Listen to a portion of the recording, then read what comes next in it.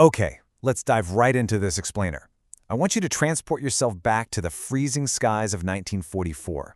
Just picture the absolute limits of aviation engineering at the time. Now picture Allied pilots flying those incredible machines, glancing out their canopies, and suddenly seeing something entirely impossible. I'm talking about an aircraft moving so unbelievably fast, it actually made their own rapidly spinning propellers seem frozen in midair. Seriously, imagine for a second that you're sitting inside a B-17 bomber on a heavy run over Germany. You're completely surrounded by the constant, deafening, bone-rattling roar of those huge propeller engines, right? It's the sound of the war. It's all anyone knows. But then, seemingly out of nowhere, this high-pitched, almost alien scream just tears through the sky.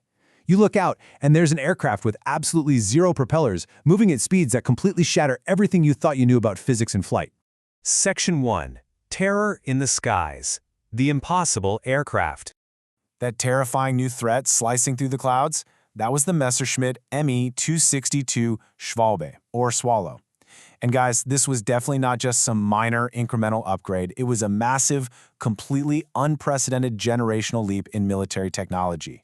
The fundamental rules of aerial warfare were literally changing in real time right in front of the world's eyes.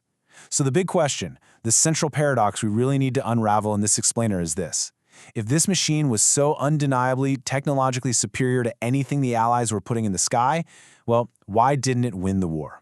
What were the fatal flaws that ultimately grounded this absolute marvel and stopped it from rewriting history? Section 2. Engineering the Future. Bypassing Aerodynamic Limits.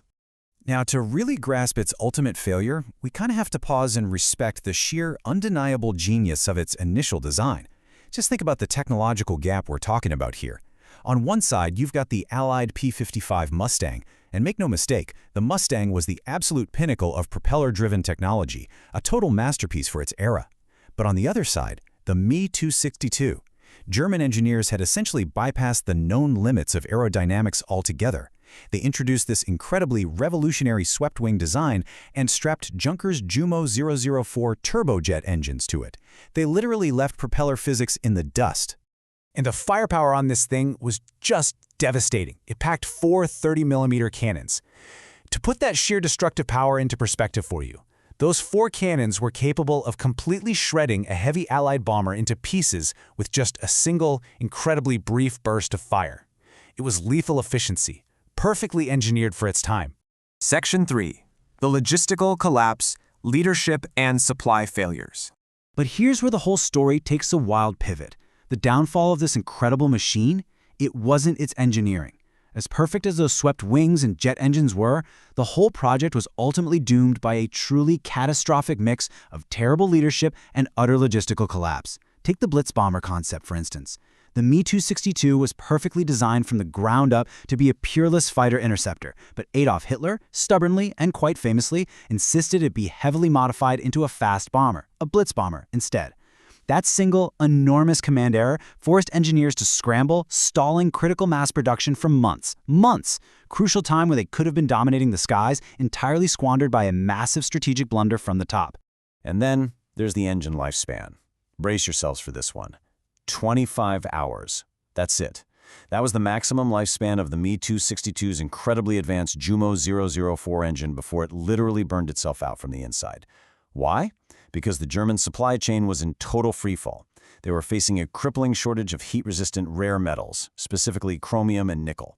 So without those absolutely vital metals, the insane heat generated by the jet engine simply melted its own internal components after barely a day's worth of flying time. So what you get is this brutal cascading collapse. First, you stack Hitler's meddling, which completely derailed the rollout.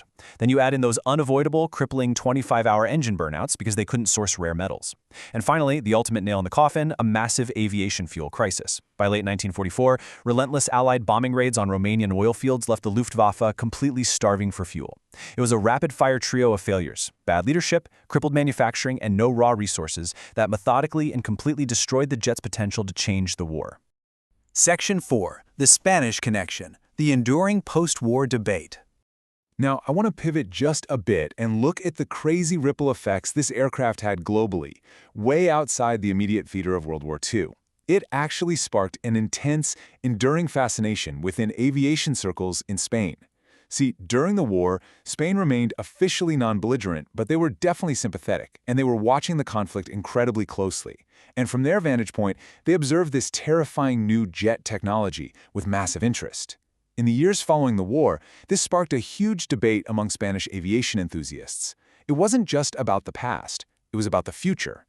They passionately debated how deploying similar jet concepts, taking that immense engineering leap of the Me-262, might have completely shifted the entire balance of European defense dynamics as the world plunged headfirst into the early Cold War era.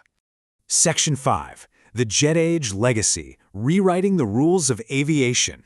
Ultimately, of course, the regime that built this machine collapsed entirely. But when the victorious Allies finally captured the surviving, intact Me-262s and tore them apart to see how they ticked, they immediately realized the future of aviation had already arrived. The legacy of this aircraft is just undeniable. Sure, its deployment in 1944 didn't save Germany, but that revolutionary design lineage, the swept wings, the jet propulsion, it bled directly into the very next generation of global military aircraft. Fast forward just 3 years to 1947, the American F-86 Sabre takes its first flight, and right alongside it, the Soviet MiG-15 takes off for the first time too. The exact jets that would go on to define the early Cold War era owe their foundational aerodynamics directly to the leaps made by the Me-262. The rules of aviation were rewritten forever. So I'm going to leave you with a massive what-if. Do you actually think the Me-262 would have changed the course of the war if it had been mass-produced just 1 year earlier, without all those catastrophic leadership delays and supply chain collapses? As we talked about, aviation enthusiasts in Spain, and really all around the world, are still fiercely debating this exact question today. So drop into the comments and let me know your thoughts. Could this incredible but deeply flawed leap in technology have rewritten history? Thanks so much for joining me on this explainer. I'll catch you in the next one.